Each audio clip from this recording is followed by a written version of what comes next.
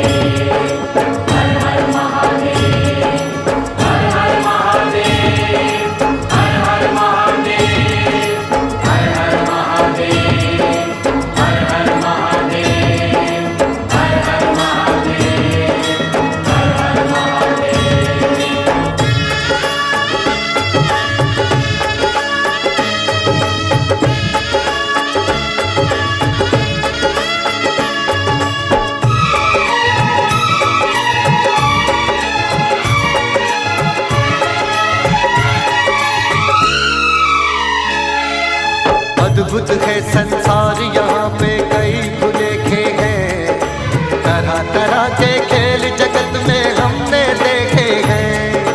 तू है भाग्य विधाता तेरे लेख सुलेखे हैं, तू लिखने वाला है ये सब तेरे लेखे हैं।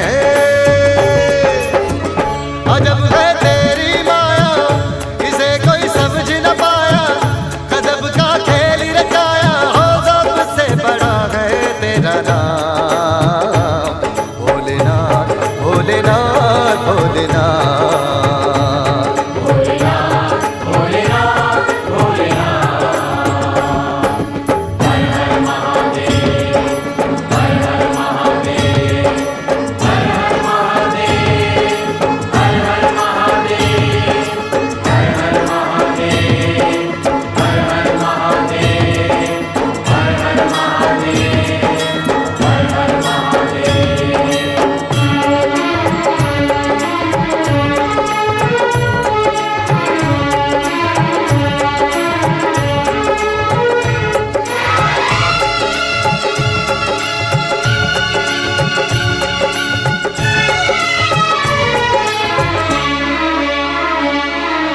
पार ब्रह्म परमेश्वर तू है हर कोई माने रे, सब तेरे बालक है क्या अपने बेगाने रे। तू अंतर्यामी सबकी पीड़ा पहचाने रे, सबके हृदय में बैठा घट घट की जाने रे। अजब है तेरी माया इसे कोई समझ न पाया, गजब का खेल रचाया हो सबसे बड़ा है तेरा नाम। भोलेनाथ भोलेनाथ भोलेनाथ भोलेनाथ।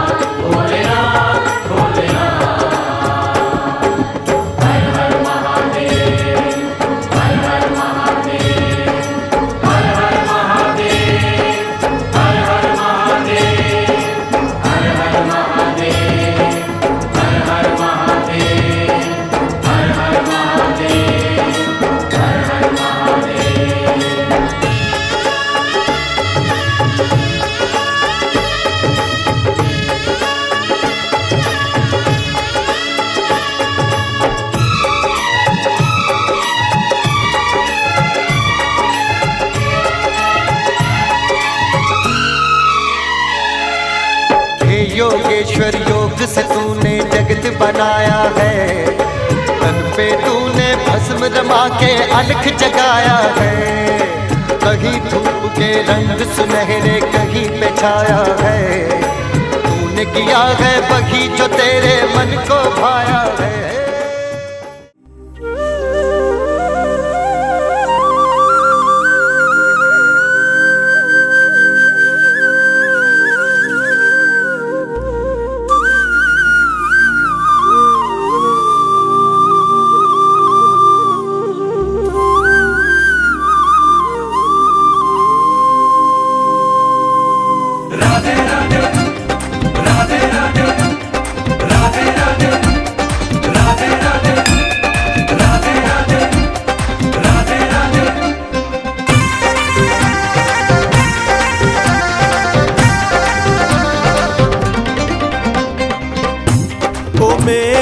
छलवलिया ओ कृष्णा वृंदावन में आ जाना। मेरे छलवलिया ओ कृष्णा वृंदावन में आ जाना। वो वृंदावन में आ जाना। ओ आके रास रचा जाना। वृंदावन में आ जाना। वो आके रास रचा जाना। ओ मेरे छलवलिया ओ कृष्णा वृंदावन में आ जाना। मेरे छलवलिया ओ कृष्णा वृंदावन में आ जाना।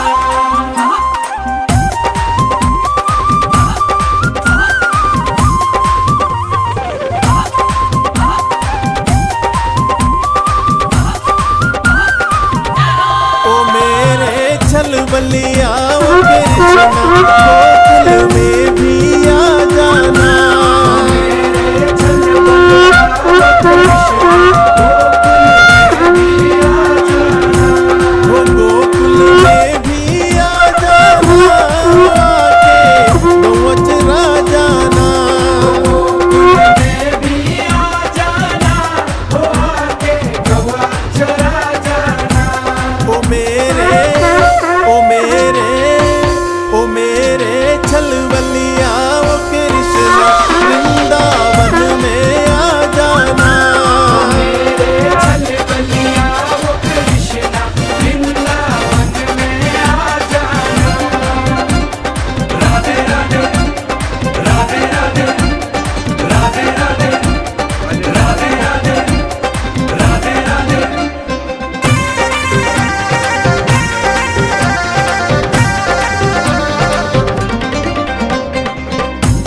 ओ मेरे छलवलिया ओ कृष्णा मथुरा में भी आ जाना।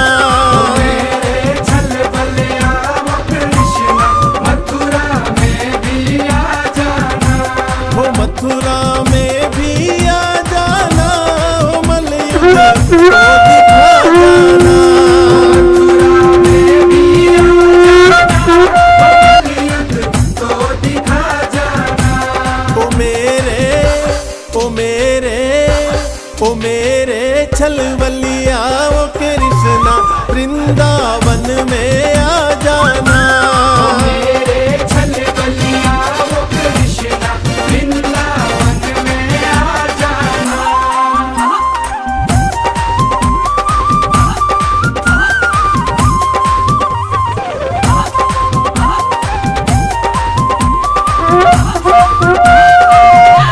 ओ मेरे छलवलिया ओ कृष्णा मारे घर में आ जाना।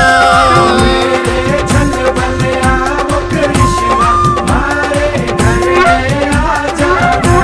वो मारे घर में भी आ जाना। वो माखन मिश्री खा जाना।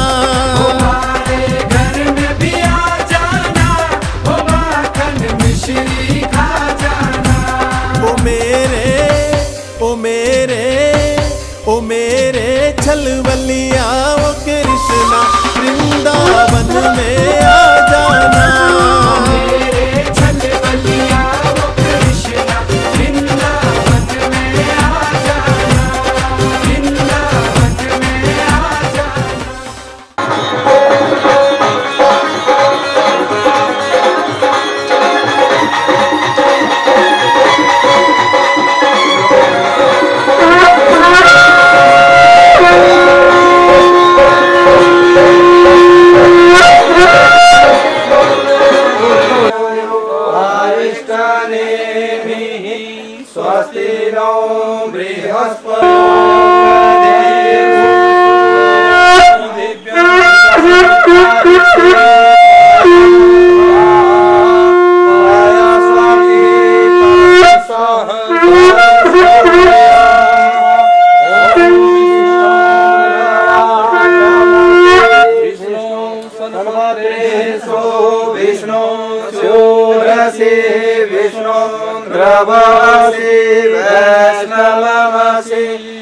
सर्वे स्वाहा ॐ अग्निर्देवता वातो देवता सूर्यो देवता चन्द्रमा देवता मरुतो देवता विश्वे देवा देवता बृहस्पतिर्देवतेन्द्रो देवता वरुणो देवता ॐ द्यौः शान्तिरन्तरिक्षगुं शान्ति पृथिवी शान्तिरापः शान्तिरोषधयः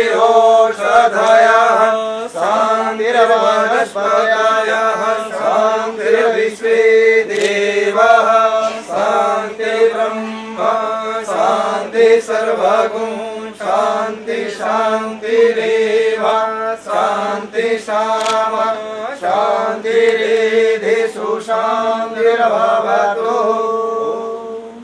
श्रीमद् भागवत महापुराण की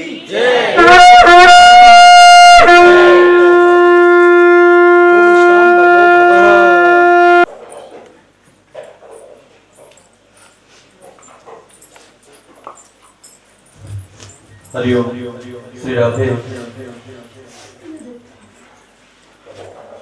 तीर्थानि वसन्ति तत्र यत्र राजतोदार कथा प्रसंगः। जहाँ पर भगवान की कथा होती है वहां पर सब नदियां, सब देवता, सब तीर्थ। आज की कथा ठीक 2:30 बजे से 4:30 बजे तक होगी और कल से विधिवत 1:30 बजे से 4:30 बजे तक कथा का समय रखा जाएगा। और सुबह का जो कार्यक्रम है आपको कथा में आपको बता देंगे। बोले श्री शिव महा सत्य सनातन धर्म की नमः। पार्वती पतये हर हर हर महादेव शंभो।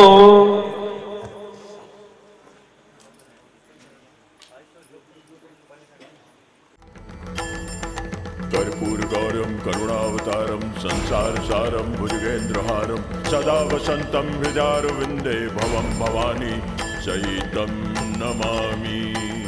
शिव शंकर नमामि शंकर। शिव शंकर नमामि शंकर। शिव शंकर नमामि शंकर। शिव शंकर नमामि शंकर।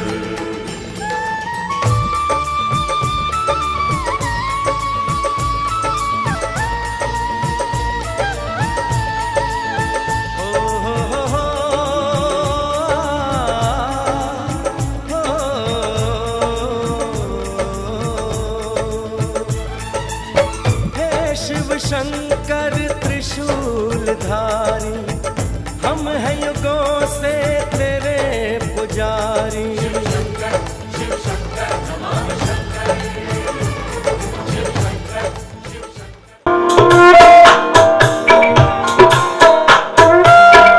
अगर उनसे मिलने की दिल में तमन्ना, अगर उनसे मिलने की दिल में तमन्ना, दिल में तमन्ना, दिल में तमन्ना, कैलाशों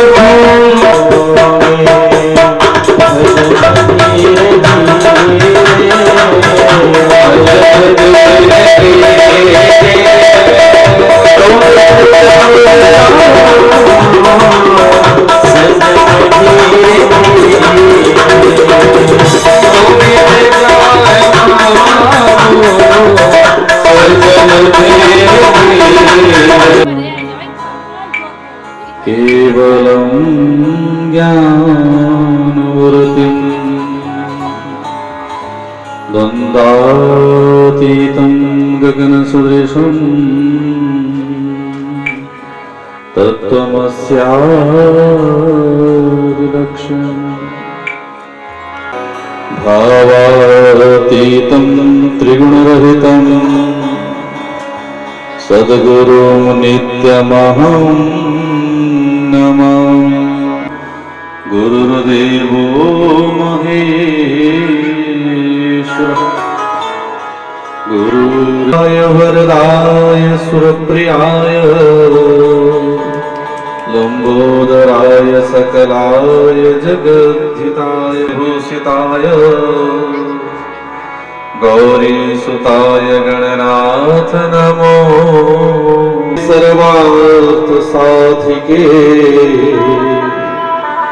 शरण्ये त्र्यंबके गौरी नारायणी सर्वकर्णं गजवक्त्रं चतुर्भुजं विनायकम्। भीतिर्नास्ति भुजङ्गपुङ्गविशाल प्रीतिर्न चन्द्रामहि कपालदाम्लुना चौचं न गङ्गाजला नो दे गौरीस्तना लिङ्गना दात्मा रामतया हिताहितसमः स्वस्थो हरः पातु वः। बुद्धिमता वरिष्ठं वातात्मजं वानरयूथमुख्यं श्रीरामदूतं शरणं प्रपद्ये।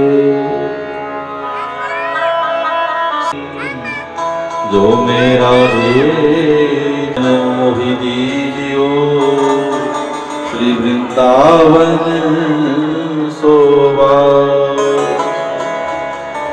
भगते भगत भगवंत गुरु तिनके पद वंदन किए नाशत विघ्नेश्वरी पाहि विश्व त्वमेश्वरी देवी चराचर सेनं नीलकंठं करो हे दयालु शरण आए हम तुम्हारे दया हमारी दया करो हे दयालु शरण में आए हम तुम्हारे दया करो हे दयालु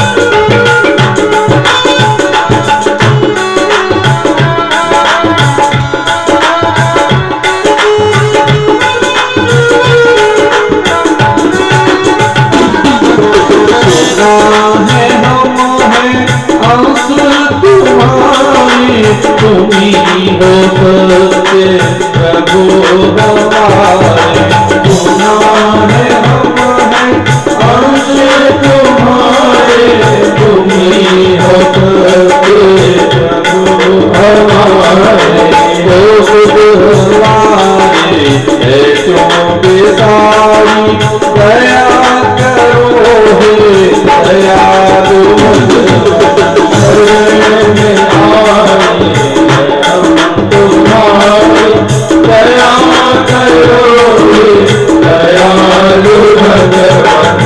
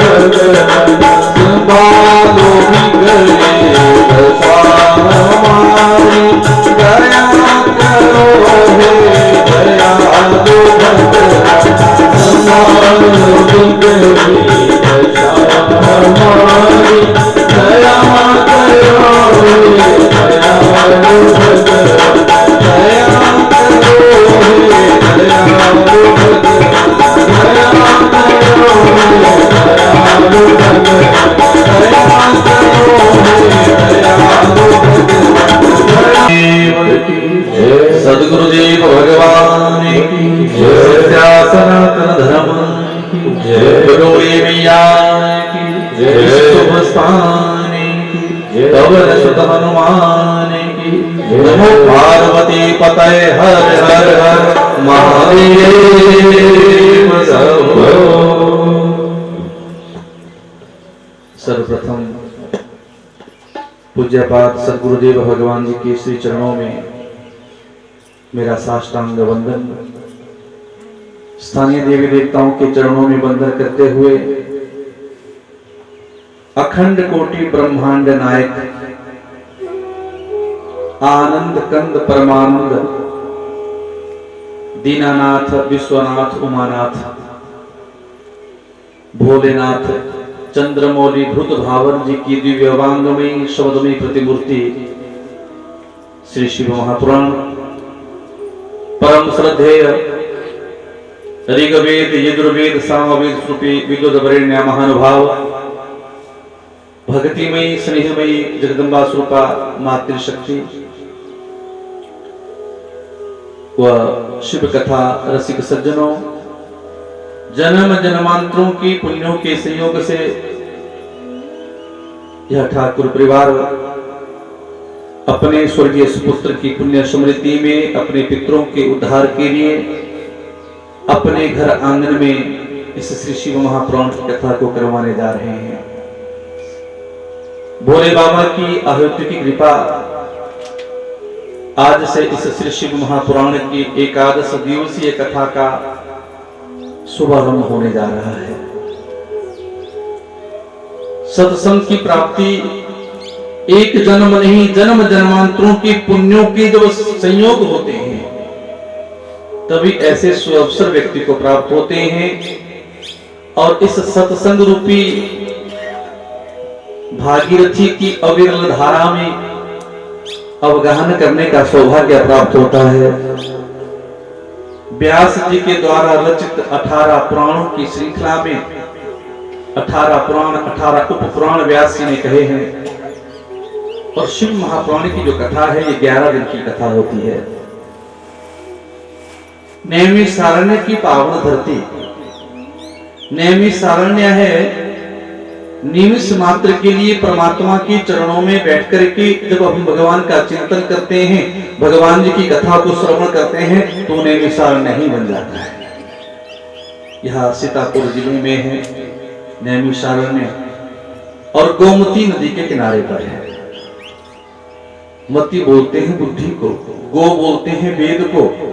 जब वेदों की वाणी या हमारी जो बुद्धि है भगवान की सत्संग में, भगवान की कथा में लगे तो वही नैमिषारण्य बन जाता है।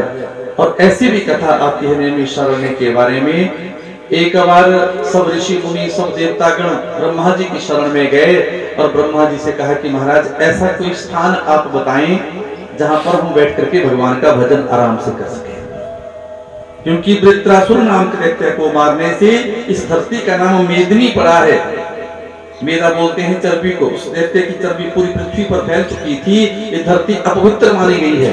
और धरती की शुद्धि कब होती है? जब गाय के गोबर का उलेपन हम पूजा स्थान में करते हैं तभी उस जगह की शुद्धि होती है। ऐसा कोई स्थान नहीं है, ऐसी कोई शुद्ध जगह नहीं है जहां पर बैठ करके हम कोई सत्संग कर सके। तो ब्रह्मा जी ने अपने मन से एक मनोमय चक्र का निर्माण किया है और कहा देवताओं से ऋषियों से एक काम करो, ये सुदर्शन चक्र जा रहा है, जहां पर जाकर के इस सुदर्शन चक्र की गति स्थिर हो जाएगी वहां पर आप बैठ जाएंगे। मन से चक्र की का जो निर्माण किया है। कहने का भाव है कि ये जो हमारा जब तक मन का जो चक्र है जब तक स्थिर ना हो एक जगह पर तब तक कथा सुनने सुनाने में आनंद नहीं आता। मन की गति प्रबल है, सबसे तेज गति बताई गई है मन की।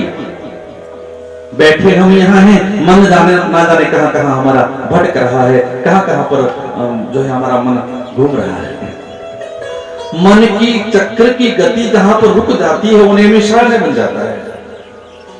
सुदर्शन गया और चलते चलते गोमती नदी के किनारे वृक्षों से टकरा करके धरती पर गिरा है। और धरती पर जब सुदर्शन गिरा तो घूमने लगा, सुदर्शन धरती पर घूमने लगा तो पहले धूली उड़ने लगी, धूली उड़ी और धूली उड़ने के बाद वो सुदर्शन सीधा पाताल की तरफ चला गया।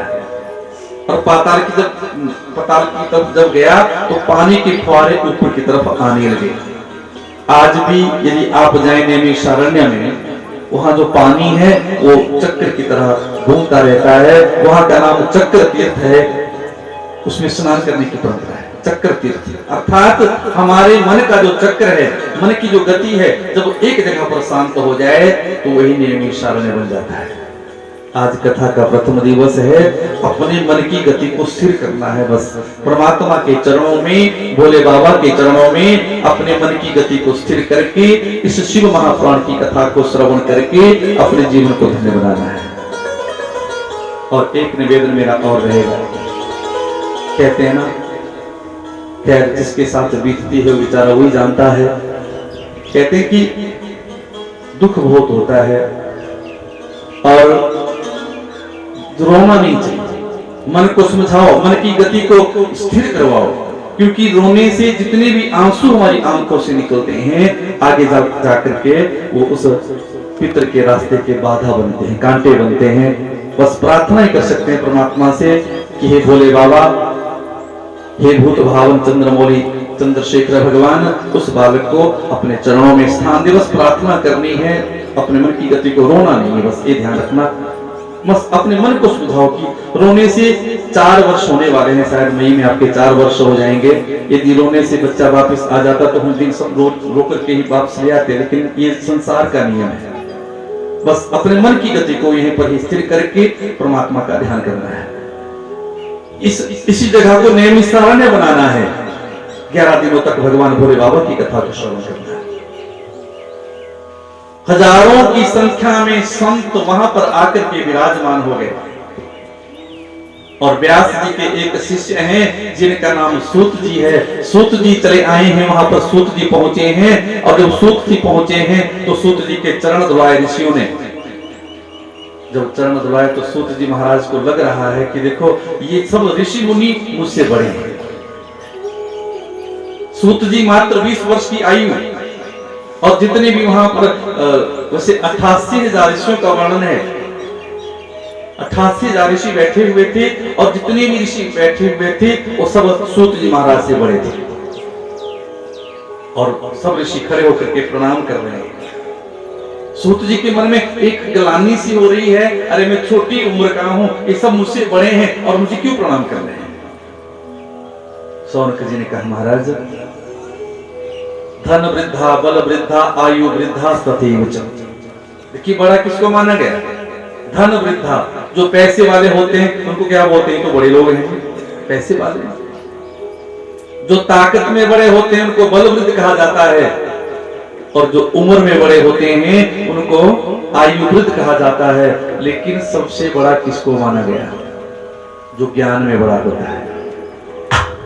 उम्र में चाहे वैसे कम आपसे बड़े हैं महाराज, बल में धन में चाहे कैसे भी बड़े होंगे, लेकिन आप ज्ञान में हमसे बड़े हैं। इसलिए हमारे मन के भीतर जो अज्ञान रूपी अंधकार है उस अंधकार को आप दूर करवाइए। हमारे मन में कुछ प्रश्न पैदा हो रहे हैं।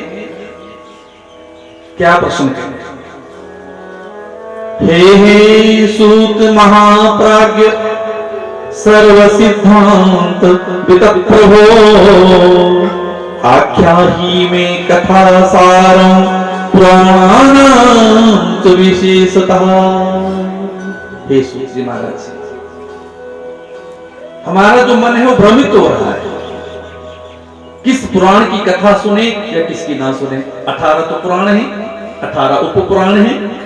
हम आपसे ये जानना चाहते हैं हे महाप्राज्ञा, सब सिद्धांतों को आप जानने वाले हो, कृपया करके आप हमें कथा का सार सुनाओ। जो सारी कथा है उसका सार हमें सुनाओ। पुराण नाम विशेषतः जितने भी पुराण हैं सब पुराणों का सार क्या है? जीवश्चासुरताम प्राप्तः प्रायो घोरे कलाविह तस्या संशोधने किम ही विदति परमायनम। क्योंकि जीव आसुरी भाव को प्राप्त हो रहा है कलयुग में, इसलिए मन को शोधन करने का कोई ऐसा उपाय आप बताओ जिससे कि ऐसा कोई अनुष्ठान हमें बताओ जिससे कि हमारा मन भी शुद्ध हो जाए और तन मन भी शुद्ध हो जाए। ऐसा कोई निर्मल उपाय हमें बताएगा। सूत जी महाराज से जब ये प्रश्न पूछा तो सूत जी महाराज बड़े प्रसन्न हुए और कहने लगे कि हे ऋषियों, आप लोग बड़े सौभाग्यशाली हो। आपने बहुत ही सुंदर प्रश्न पूछा है। एक निवेदन और, जब भी कहीं जाएं, किसी साधु के पास, किसी विद्वान के पास, किसी सत्संगी के पास जब भी जाएं तो वहां जाकर के व्यर्थ के बेकार के प्रश्न नहीं पूछने चाहिए, क्योंकि अन्न का कण और संतों का क्षण कभी बर्बाद नहीं करना चाहिए। आज संसारी लोग जब साधु संतों की संगति करने के लिए जाते हैं तो वहां पर बेकार के प्रश्न पूछते हैं। देखो महाराज, हमारा घर कब बनेगा, मेरे बेटे को नौकरी कब मिलेगी, मेरे बेटे का विवाह कब होगा। जबकि पूछना क्या चाहिए? पूछो कि परमात्मा हमें कैसे मिले, ऐसा कोई तरीका आप हमें बताओ जिससे कि परमात्मा की हमें प्राप्ति हो जाए। समस्त शास्त्रों का सिद्धांत भक्ति, ज्ञान और वैराग्य से जो परिपूर्ण है, जिसमें भक्ति के साथ साथ वैराग्य भी जागृत हो जाए, ऐसा जो ग्रंथ है वो अमृत स्वरूप है, परम कल्याणकारी है और जिसके श्रवण मात्र करने से व्यक्ति को परम गति प्राप्त हो जाती है। का नाम है श्री शिव महापुराण। बोले श्री शिव महापुराण की। पद की जो शिव महापुराण है, ये भगवान शंकर ने इसकी रचना अपने आप करी है। वैसे तो जितने भी ग्रंथ हैं सब भगवान शंकर से निकलते हैं, सबके बीज मूल जो है वो भगवान शंकर ही हैं। फिर भी भगवान शंकर ने शिव महापुराण की रचना प्राचीन काल में करी थी। और जब रचना करी शिव महापुराण की तो किसको सुनाया सबसे पहले इस शिव महापुराण? जिस नंदी के ऊपर भगवान बैठते हैं, जिस बैल के ऊपर बैठते हैं, उस बैल का नाम है नंदी। नंदी को ही सबसे पहले भगवान शंकर ने शिव महापुराण सुनाया था। और उसके बाद नंदी ने संत कुमारों को शिव महापुराण की कथा सुनाई, और संत कुमारों ने वेद व्यास जी को यह कथा सुनाई। और उसके बाद जो है सूत जी कह रहे थे, सूत जी कहते हैं कि व्यास जी के बाद मुझे कथा प्राप्त हुई है। और कहते हैं कि भागवत आपने सुना होगा कई बार। भागवत जी भगवान नारायण के मुख से निकला हुआ है। सृष्टि के आदि में चतुश्लोकी भागवत के रूप में सबसे पहले उन्होंने ब्रह्मा जी को सुनाया था, और ब्रह्मा जी ने अपने पुत्र नारद जी को सुनाया था, और नारद जी ने व्यास जी को सुनाया था, और व्यास जी ने सुखदेव जी को, और सुखदेव जी ने परीक्षित जी को। और शिव महापुराण भगवान शंकर ने रचना करी है इसकी। और रचना करके किसको सुनाया? सबसे पहले नंदी को सुनाया, और नंदी ने संत कुमारों को सुनाया, संत कुमारों ने आगे चल करके व्यास जी को, नारद जी को सुनाया, नारद जी ने व्यास जी को सुनाया, और व्यास जी ने सूत जी को सुनाया। ऐसी परंपरा चलती आ रही है। और कहते हैं कि सबसे विशाल ग्रंथ शिव महापुराण ही था। 1,00,000 श्लोक थे पहले शिव महापुराण में, और इससे पूर्व 1 करोड़ भी इसमें श्लोक बताए गए हैं। 100 करोड़ का भी वर्णन है, 1 करोड़ का भी वर्णन है, 1,00,000 श्लोकों का भी इसमें वर्णन है। लेकिन फिर व्यास जी ने संक्षिप्त कर दिया। और आज संक्षिप्त करके, क्योंकि कलयुग के जीवों के पास इतना समय नहीं होगा कि इतने श्लोकों की कथा सुन ले, तो अब इसमें कितने श्लोक हैं? 24,000 श्लोक हैं श्री शिव महापुराण। 7 इसमें संहिताएं हैं, 24,000 इसमें श्लोक बताए गए हैं। भागवत जी में 18,000 श्लोक है, और शिव महापुराण में 24,000 श्लोक है।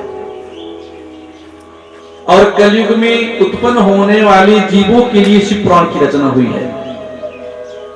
और भगवान शंकर दया के मूर्त रूप हैं, करुणा के मूर्त हैं, रूप हैं।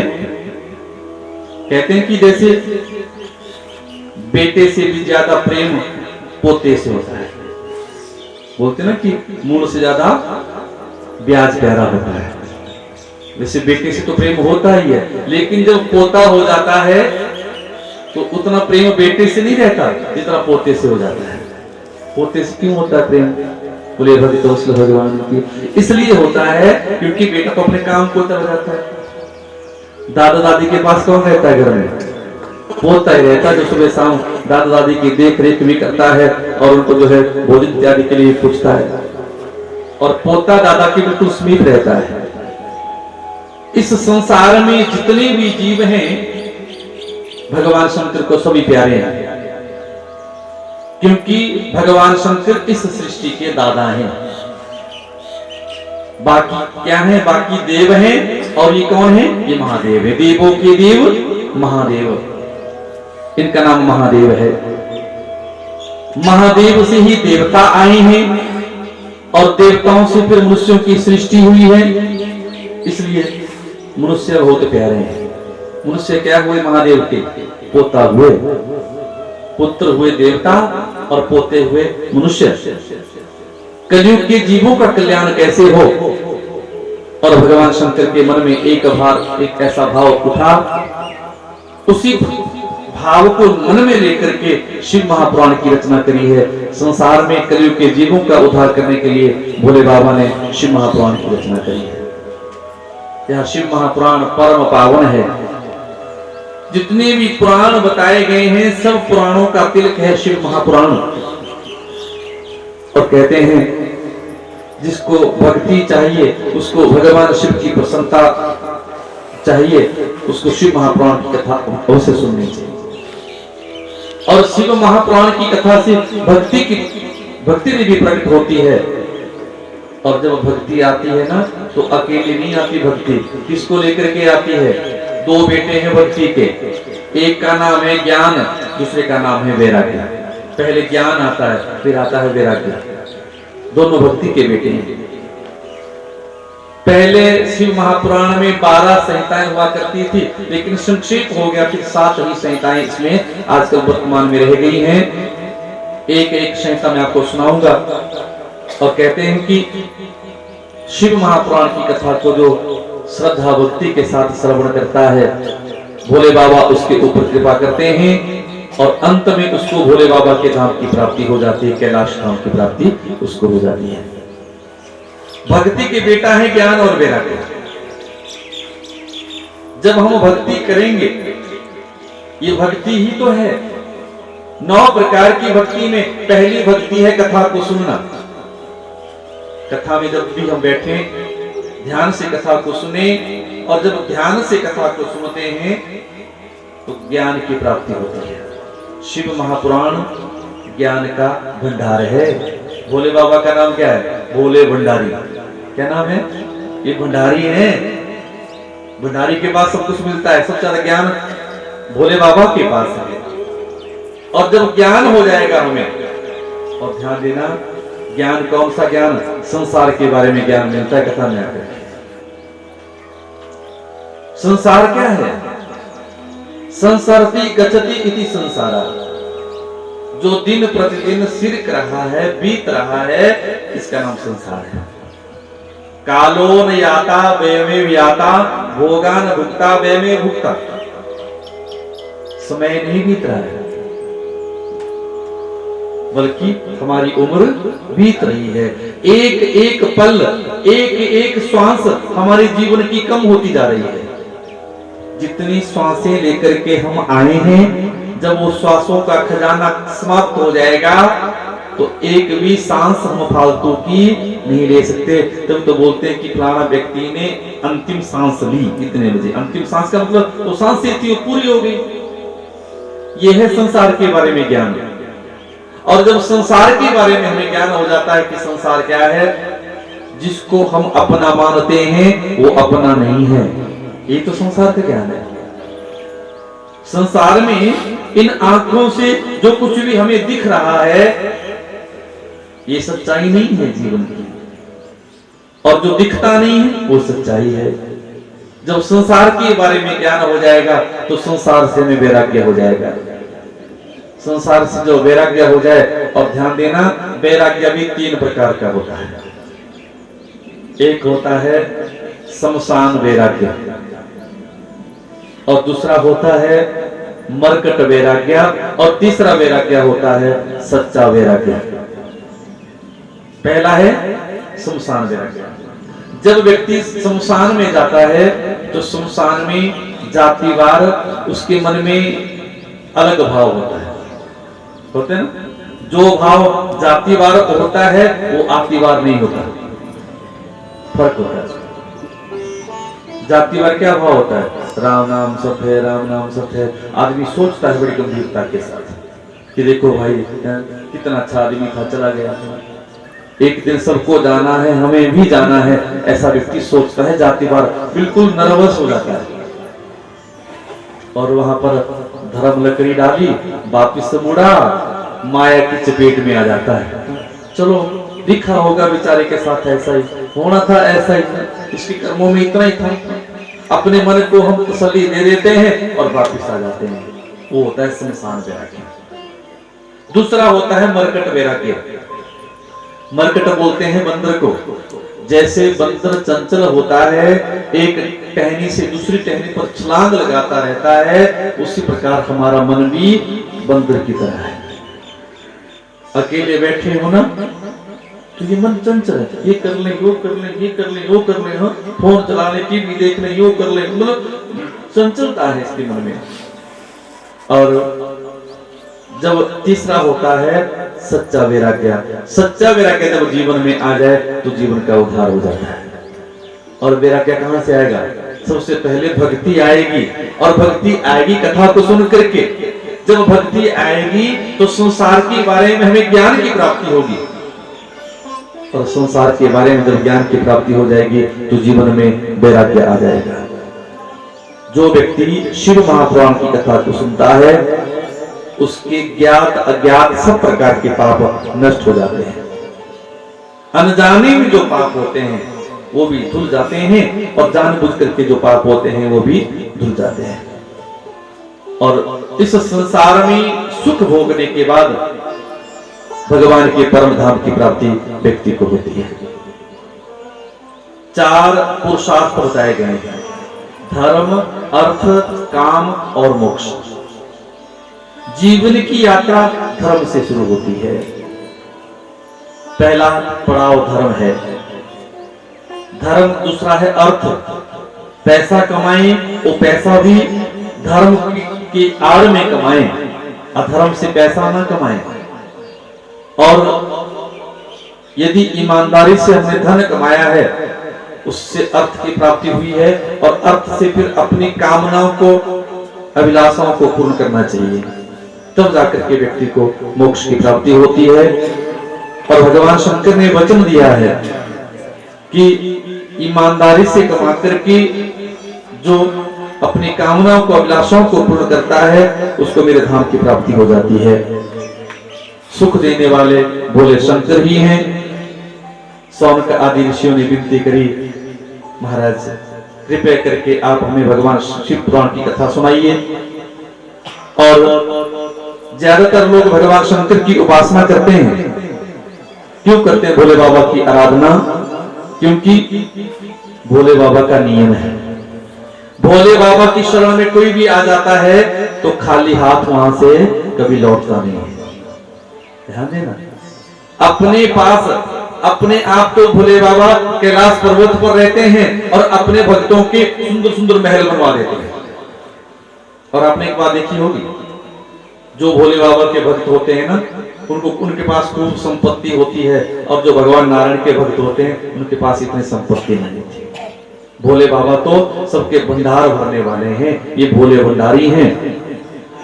कभी झोली खाली नहीं रखते, अपने आप बागंबर ओढ़ते हैं, लेकिन अपने भक्तों को सुंदर सुंदर वस्त्र भी प्रदान करते हैं। जिस भाव से जो भी कोई भोले बाबा की शरण में जाता है, भोले बाबा उनको सब प्रकार की मनोकामनाओं को पूर्ण करते हैं। एक कथा आती है भागवती में, सुनी होगी आपने, भस्मासुर की कथा। शिव महापुराण में भी है और अन्य पुराणों में भी है, थोड़ा भिन्नता है अलग अलग पुराणों में भस्मासुर की कथा। भस्मासुर का एक नाम था वृकासुर। एक बार नारद जी मिले इस भस्मासुर को, वृकासुर को, और नारद जी से पूछा कि महाराज तीनों देवताओं में ऐसे कौन देवता हैं जो जल्दी प्रसन्न होते हैं? ध्यान देना, ब्रह्मा जी हैं, भगवान विष्णु हैं या भगवान शंकर हैं? तो नारद जी ने कहा तीनों देवताओं में जल्दी प्रसन्न होने वाले देवता भोले बाबा हैं। इनका एक नाम आशुतोष भी है। क्या नाम है? बोले आशुतोष भगवान की। आशु बोलते हैं जल्दी, तोष में प्रसन्न होने वाले, जल्दी प्रसन्न होने वाले देवता है आशुतोष। लोटा चढ़ाओ पानी का भोले बाबा के ऊपर, तब भी खुश हो जाते हैं। पानी की बाल्टी चढ़ा दो तब भी खुश हो जाते हैं, और 24 घंटे जल धारा लगा करके रखो तब भी खुश हो जाते हैं। और देखिए भोले बाबा एक ऐसे देवता हैं, महादेव हैं ये, इनके दरवाजे अपने भक्तों के लिए कभी बंद नहीं होते। 24 घंटे भोले बाबा के मंदिर खुले रहते हैं। वृंदावन में जाओ, भगवान के बिहारी जी का दर्शन आपने किया हुआ होगा, वहां पर तो 2 मिनट के बाद पर्दा लग जाता है। लेकिन भोले बाबा के दरबार में ऐसा नहीं है कि इंतजार करना पड़ेगा, पर्दा कब खुलेगा तो दर्शन होंगे। अपने भक्तों के लिए भोले बाबा हमेशा दर्शन देते रहते हैं। नारद जी ने बता दिया वृकासुर को कि ऐसे देवता भोले बाबा ही हैं जो जल्दी प्रसन्न हो जाते हैं।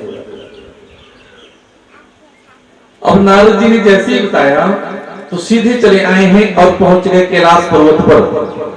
कैलाश पर्वत पर पहुंच करके कठिन तपस्या करनी शुरू कर दी। और 7वां दिन जब तप करते करते हो गया, हवन भी कर रहा है, 7 ही दिनों में भोले बाबा प्रसन्न हो गए। क्या करता था? वृकासुर अपने शरीर से मांस काट काट करके उसकी आहुति दे देता था। भोले बाबा को प्रसन्न होना पड़ा। भोले बाबा ने वृकासुर से पूछा कि क्या बात है भाई, क्या चाहिए तुम्हें, क्या ऐसा हवन क्यों कर रहे हो तुम यहाँ पर तामसी का हवन? क्योंकि सिर काटने को तैयार हो गया था। 7 दिन रुक जाओ, क्या चाहिए तुम्हें? तो क्या मांगा? कहा कि महाराज मेरी मृत्यु नहीं होनी चाहिए। भोले बाबा ने कहा नहीं, कोई और वरदान मांगो। तो क्या वरदान मांगा?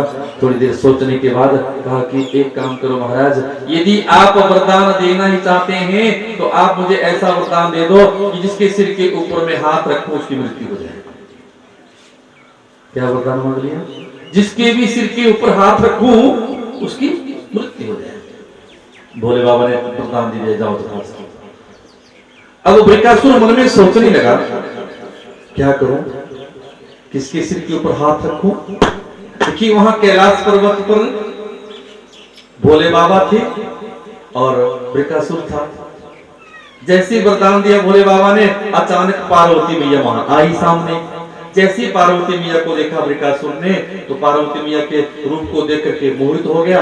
मन में सोचा कि अरे पार्वती कितनी सुंदर है, एक काम करूं मैं, यदि भोले बाबा के सिर के ऊपर ही हाथ रख दूं तो इनकी मृत्यु हो जाएगी, और जब इनकी मृत्यु हो जाएगी तो मैं पार्वती के संग विवाह कर लूंगा, मैं कैलाशपति बन जाऊंगा। और हाथ रखने के लिए जब आगे बढ़ाने लगा तो भोले बाबा को भागना पड़ा वहां से।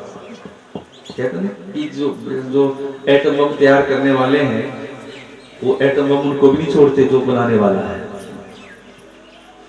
भोले बाबा भाग गए, वहां से भागना पड़ा क्योंकि सिर के ऊपर हाथ रखने को तैयार हो गया था वृकासुर। भागते भागते जा रहे हैं भोले बाबा, आगे आगे भोले बाबा और पीछे पीछे वृकासुर जा रहे हैं।